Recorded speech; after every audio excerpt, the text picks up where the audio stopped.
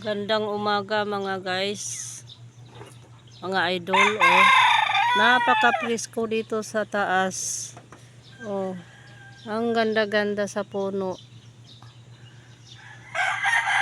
Ang ganda-ganda dito. Oh, yan.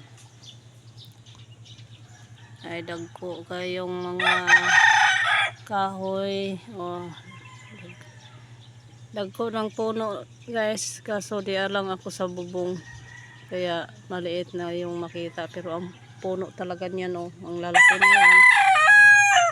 Dito ako sa bubong nagpatong, makinig sa mga tunog ng mga ibon.